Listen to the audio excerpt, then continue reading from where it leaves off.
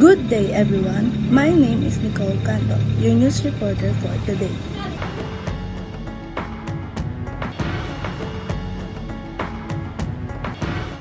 Sa hangin madalas mabakas kung ano ang isa sa may pinakamalaking ambag sa pagbabago ng klima. Usok na dulot ng pagsusunog ng langis at ibang tinatawag na fossil fuel. Pero ang hangin din pwedeng linangin para pagkunan ng enerhiya para di na natin kailangang dumagdag sa problema. Sa ikapitong bahagi ng ating climate change series, bubusisiin natin yan at ang iba pang renewable energy. Ang GMA Integrated News Special Report, tinutukan ni Mark Salazar. Naaalala nyo ba ang hard lockdown ng 2020? Dahil nakagarahe ang mga sasakyan at tigil operasyon ng maraming industriya kasama ang mga pabrika, natanaw sa Metro Manila ang mga bundok. Kalahati kasi ng polusyon sa hangin ang nawala ayon sa Environment Management Bureau. Ganito pala kapag saglit huminto ang ekonomiya. Pero syempre kailangan bumalik ng mga industriya, ng mga sasakyan sa kalsada. Bumalik din ang polusyon. Ito kasi ang problema sa ating pamumuhay. Halos lahat pinatatakbo ng maruming fossil fuel, kagaya ng langis, petrolyo, coal at natural gas na pinoproseso at ginagamit sa maruming paraan. Iyan ang ambag natin sa lumalalang problema ng climate change. Unahin natin himayin ang pinakamalaking sektor na nakadepende sa fossil fuel, ang ating transportasyon.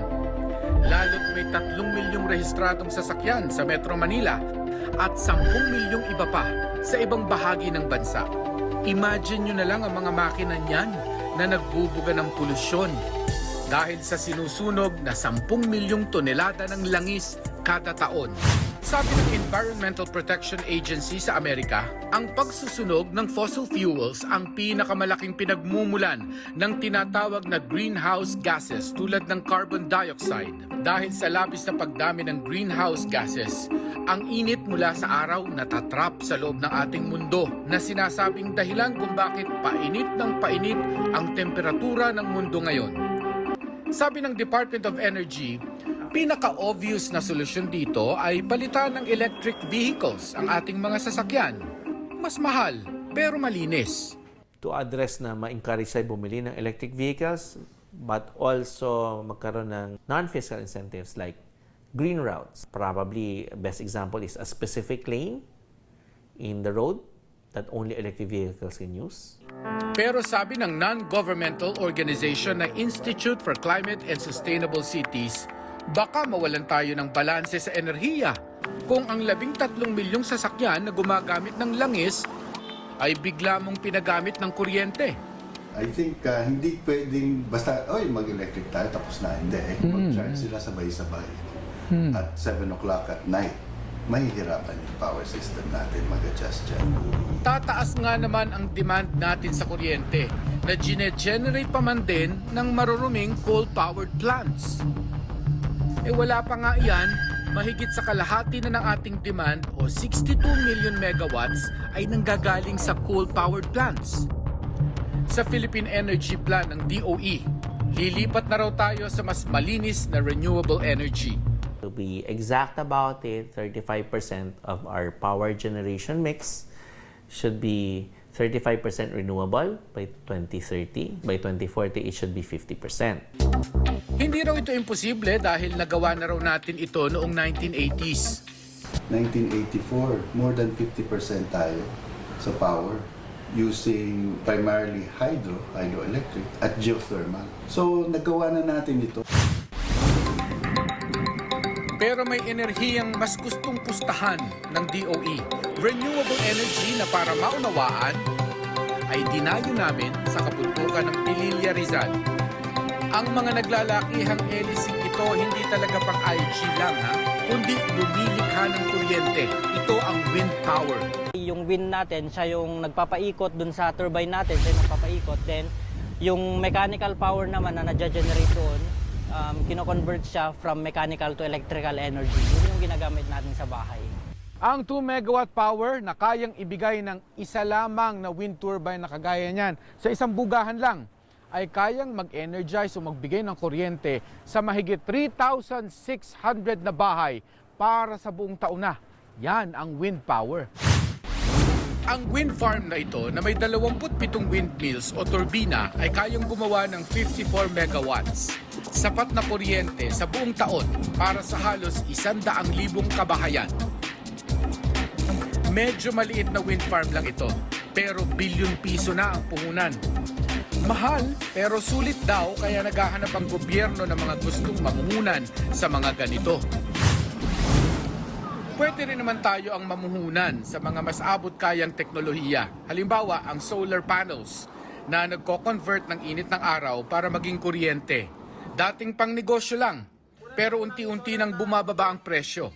Kaya nailalagay na rin ng ilan sa kanilang mga bahay. Pero kung hindi pa rin kaya yan, Hindi kailangan maggawa tayo ng sarili nating kuryente. Huwag lang tayo mag-aksaya. In your own way, you are addressing climate change issue. total mga bahay ang pinakamalaking kumukonsumo ng kuryente sa ngayon. Pangalawa lang ang mga pabrika. Kung tutuusin, mas marami ang konsumo sa enerhiya o carbon footprint ng mga mas mauunlad na bansa na lalong yumayaman dahil sa industrialisasyon. Pero ang epektong pagbabago sa klima, sino ang mas nagbabayad? Mga maliliit na bansa na kadalas ay mas mahihirap tulad ng sa Pilipinas. Kaya kabilang tayo sa 3 dekada ng naniningil sa kanila sa iba't ibang climate change conferences. Hanggang sa wakas, nung isang taon, pumayag ang maraming mayayamang bansa na mag-ambag sa Loss and Damage Fund sa United Nations na ilalaan sa mga bansang apektado ng climate change. Ang tanong na lang ay magkano at paano yan makakarating sa atin? Mauubos talaga ang maruming fossil fuel. Talagang wala tayong choice kung hindi ang gumamit ng renewable energy.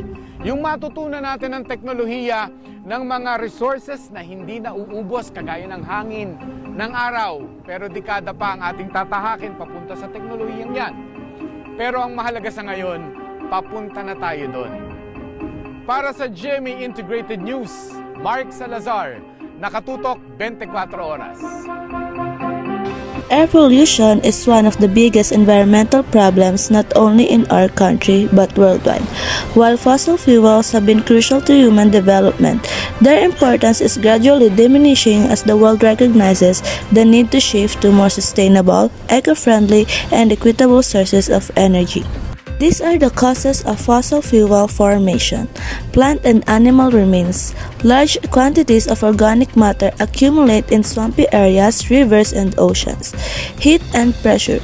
Over time, the weight of overlying rocks and increasing temperatures transform the organic matter into fossil fuels. Based on the news, due to smoke and oil emissions from vehicles, this is the cause of air pollution. Trivia. Fossil fuel. The first oil well was drilled in 1859 at Titusville, Pennsylvania.